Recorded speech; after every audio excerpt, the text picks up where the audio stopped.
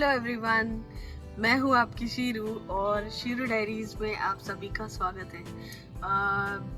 ये काफ़ी ब्रेक के बाद आने वाला वीडियो है और ये उन दिनों की बात है जो हमारी सीरीज चल रही है, रिसेंटली हमने स्टार्ट किया, उसका ये 3rd एपिसोड होने वाला है। और आज किस टॉपिक पे हम बात करने वाले हैं, एनी आइडिया हम किस टॉपिक पे बात करने वाले हैं? तो बता देती हूँ मैं, मे बी थंबनेल पढ़ के आप लोगों को वो आइडिया आ जाएगा, बट ये जो एपिसोड है, आज 26 जुलाई है और आज कारगिल विजय दिवस है। और मेरी जो मेमोरी जुड़ी हुई है वो एग्जैक्टली कारगिल विजय दिवस से नहीं है, बट अगर बोलो तो वो स्टोरी जो है काफ़ी उसका एक बहुत स्ट्रॉन्ग कनेक्शन उस सारे इवेंट और वो सारे पूरे जर्नी से है।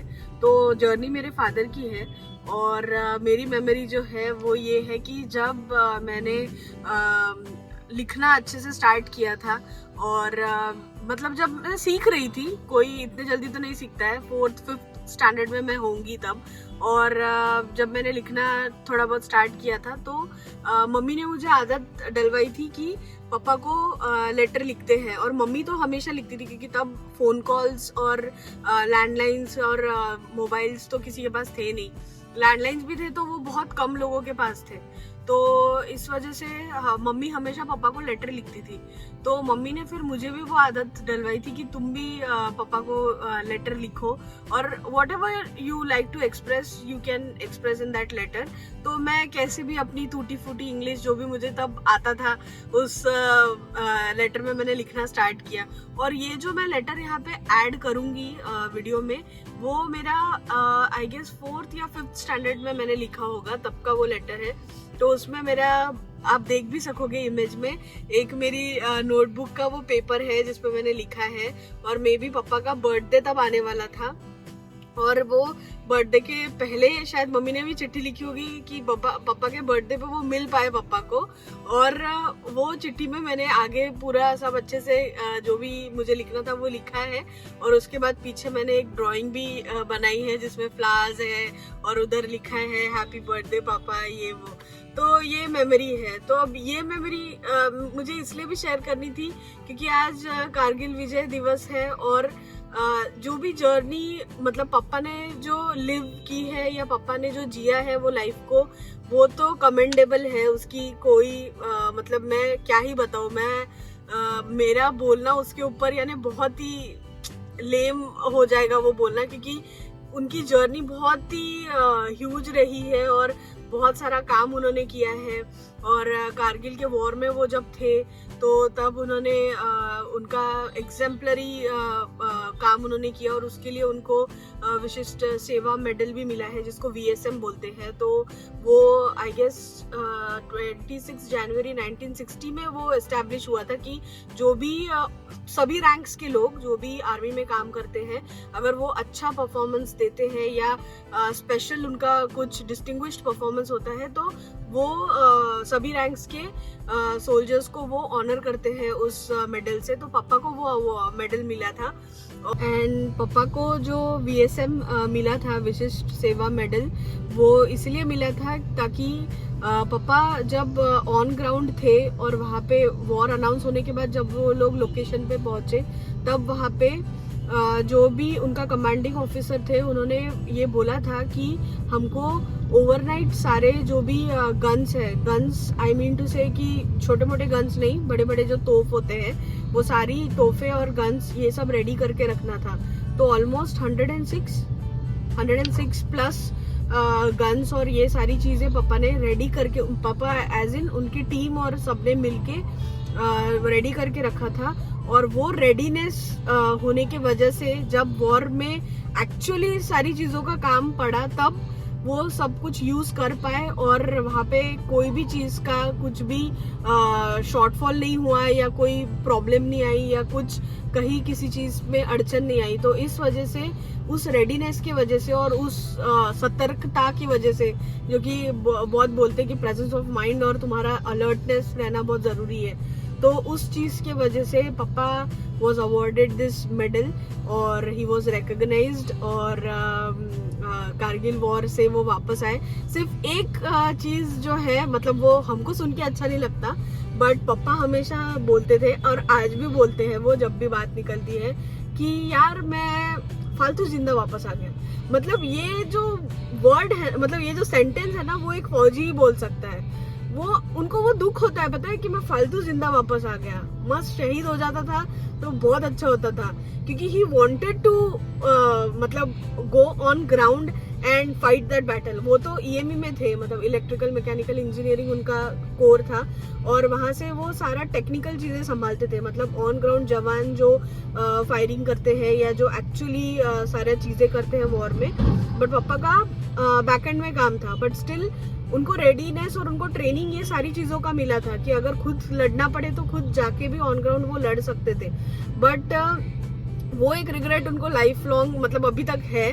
बट हम उसके लिए खुश है कि पापा सही सलामत वापस आए और हमारे साथ टाइम स्पेंड कर सके, हमारे ग्रोइंग ईयर्स में हमारे साथ रहे पापा, और आज हमारे साथ है। और ये सारी स्टोरीज जब वो हमको बताते हैं तब हमको और ज़्यादा प्राउड फील होता है, हम लोग बहुत इंस्पायर होते हैं। सो ये थी स्टोरी। और ऐसे तो पापा ने काफ़ी मेडल्स लिए, बट कारगिल वॉर जो इतनी हिस्टोरिक वॉर है, उसका मेडल पापा ने लिया और पापा के पास है वो अभी। और तब तो हम कैसे छोटे थे ना, जब I was in 8th standard, तब पापा रिटायर हुए, 2000 की बात है। बट तब हम लोग बहुत छोटे थे, तब हमको ये सारी चीज़ों की सिवियरिटी और ये सारी चीज़ें समझ में नहीं आती थी। बट अब जब बड़े हो गए हैं और जब हम लोग इतना सब कुछ सुनते हैं, देखते हैं, तो वो सारी चीज़ों के बारे में जो सीरियसनेस है उसका, वो जब समझ में आता है तब लगता है कि यार क्या सही बात है। मतलब एक देश में सब लोग जिस चीज के बारे में बात कर रहे हैं और तुम्हारे फैमिली में वो मेंबर है जिसने वो चीज जी है, वो चीज जी के वो वापस आए हैं, और उसके सारे किस्से और सारी बातें जब वो शेयर करते हैं, तब the only thing you can feel is तुम प्राउड फील करते हो। और अभी भी मैं जब बता रही हूँ तो ऐसे गूज़बम्प्स मेरे हाथ में आ रहे। तो ये किस्सा है कि when letter writing was a thing, मतलब चिट्ठियां लिखना एक ये होता था, मतलब लोग ऐसा चिट्ठी से एक्सप्रेस करते थे चीजें, तब मेरी वो मेमोरी है और ये मैं एपिसोड में शेयर करना चाहती थी। तो बोलने की बात ये भी है कि कारगिल वॉर जो है वो पापा की सबसे मतलब बड़ी अकम्पलिशमेंट या बड़ा योगदान इंडियन आर्मी में मैं बोलना चाहूँगी। बट उसके पहले अगर मैं बोलना चाहूँ तो जब पापा 83 में ज्वाइन हुए, और Bhopal gas tragedy I guess तभी कुछ उसी अराउंड हुई थी, पापा नए नए ज्वाइन हुए थे।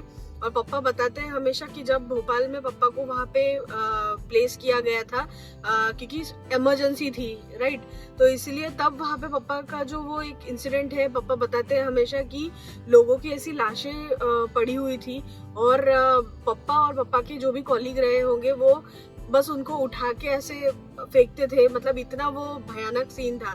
तो जब मैं आज रिची के साथ ये डिस्कस कर रही थी कि मुझे ये वीडियो शूट करना है, और ये मैं बहुत दिन से सोच रही थी, बट कभी मैंने ऐसा सोचा नहीं कि मैं कारगिल विजय दिवस के दिन ही इसको रिकॉर्ड करूंगी।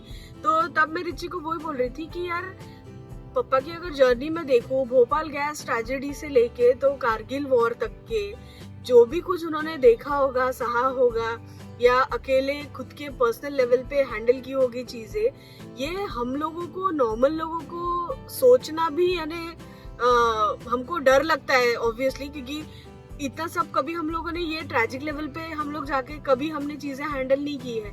बट एक व्यक्ति को वो कलेजा रखना, जाना, एनरोल होना, और उसके बाद वहाँ पे अपनी मराठी में एक वर्ड है कि अपना कारकिर्द वहाँ पे दिखाना, अपनी काम वहाँ पे करना अच्छे से, वो बहुत बड़ी बात है। So I am super proud of my dad. And मुझे ऐसा लगता है कि अगर आपके भी सराउंडिंग में अगर ऐसे लोग हैं, कोई आर्मी पर्सनल है जिनको आप पहचानते हो, आपके फैमिली में है, तो यार हक से उनको अच्छे से कॉन्ग्रेचुलेट करो, बात करो, और उनको ऐसा फील करवाओ कि वो लोग स्पेशल हैं। बिकॉज हम लोग नहीं करते रिकग्नाइज उतना, और उतना हमें इम्पोर्टेंट मे बी हमको सिर्फ एक दिन के लिए लगता होगा, बाकी के दिनों के लिए नहीं लगता, but we have to remind them that yes, you are important and you are valued and your contribution to this society is क्या बोलेंगे, कंट्रीब्यूशन जो है वो उसका कोई गिनती नहीं है, मतलब इतना वो इम्पोर्टेंट है हमारे लिए। सो यही मुझे बताना था, और ये मेरा किस्सा था, छोटा सा किस्सा था अगेन, बट वो मेमोरी मेरे साथ आज तक है और हमेशा रहेगी, और मैं इसको हमेशा चेरिश करूँगी, क्योंकि तुमको तुम्हारे जो तुम्हारे लव्ड वंस होते हैं उनके साथ बॉन्ड बनाने के लिए या उनके साथ रिश्ता रखने के लिए सिर्फ कोई मतलब ऐसा नहीं है कि रेगुलरली मिलके या बात करके तुम बॉन्ड बना सकते हो।